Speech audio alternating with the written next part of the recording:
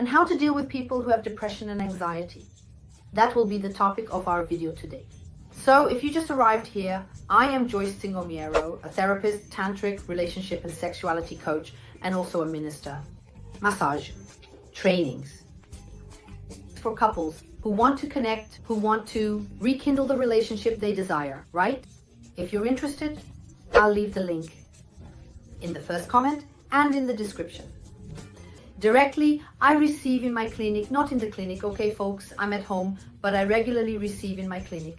In fact, if you don't know it, I'll leave the card here for you to get to know many men and women who come to me and say, Joyce, it's very difficult to deal with a person who has depression, anxiety.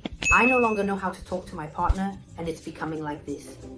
A difficult situation because you've already said something. I know that sometimes I run out of patience. And I wanted, to try to improve my communication. And I know, folks, I understand you.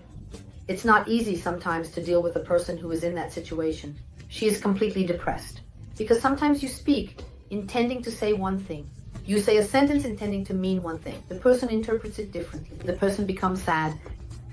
So I've prepared 5 little phrases here. Basic phrases. But sometimes, believe me, the way you say it makes all the difference. I've even talked here on the channel a few times about relationship fights between couples that most of the time, when you want something in the relationship, it all depends on how you ask. There are men who say, wow, Joyce, my wife sometimes comes and speaks in such a rude, harsh way, and I might even want to do it, but I'll say I won't do it, just to provoke her. So everything depends on the way you speak. And when a person is going through a depressive moment, they become very sensitive. They are in that moment of sadness. So yes, it's important how you communicate with them. Not just with her, but I think you need to have good communication with everyone. But if you have a relationship, you love this person, you don't want to lose this person, they are going through a moment. Understand that it is a moment, okay? That people, when they are depressed or anxious, they need a little more patience, affection, and attention. And I know this is very difficult because sometimes the person next to them says, oh my God. And it's only those who live it, only those who are facing this problem who know. Now I understand. Now I get it. So, I prepared some phrases and let's analyze the way we can speak. The phrase, okay? I'll ask the editing team to include a phrase that is very common for someone who is depressed to hear from others, which is the famous phrase, get out of that bed. The person comes, it could be a partner, a friend, someone. The person turns to the person who is depressed and says, get out of that bed. So instead, sometimes because I know that when you're saying this to the person, what do you want? Trying to cheer the person up. Let's get out of this room, this bed, get some light, some sun. But instead of saying, get out of that bed, you can replace it and say, shall we go for a walk? Shall we see the sun? Get some sun, get some vitamin D. Do you understand? Like, get out of that bed. Shall we go for a walk? So you will replace the phrase. Another phrase, which is very common, the person who is going through depression hears, and it makes them feel very bad. The way you sometimes say it is when you turn to them and say, you need to get treatment, right? Understood. So instead of turning and saying, the person needs Joyce, but it has to be without too much fuss. No, it's just the way you say it. Understood. To be just a little bit more loving. So instead of saying, get out of that bed, go get treatment, you can turn. To the person, you just say, count on me, I'm here. Instead of turning to her and saying, you need to get treatment, look at her and say, count on me, I'm here. Third phrase, when are you going to get out of this?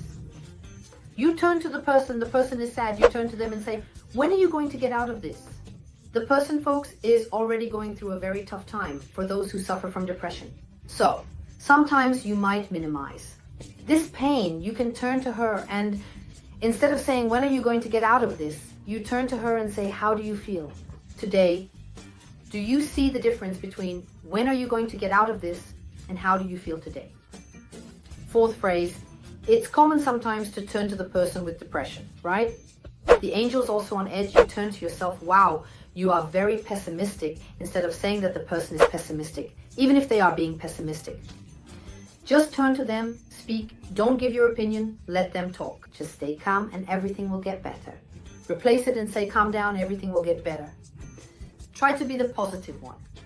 And the last phrase, folks, is the famous phrase that people turn and say, oh, come on, stop the drama. It's the phrase that people say, oh, come on, stop the drama. Instead of turning and saying, oh, come on, stop the drama, you can turn to the person and say, I want to see you well, I love you, and I'm here. You understand, stop the drama. Sometimes the person doesn't want, not that they want to hear, we will say just what they want to hear, but not me. But I am sure that from the moment you start being more gentle with your words, a little more loving, you will embrace this person and it might automatically lead to them feeling better, okay? So I hope this video has helped you with our phrases. Quickly, civil folks, it doesn't hurt at all. It's all about how you speak. Thank you. If you speak this way, it will help a lot. Not only the person next to you, but also yourself to communicate better with them, okay? Kiss. Check out the link in the description to learn about the training sessions. Bye.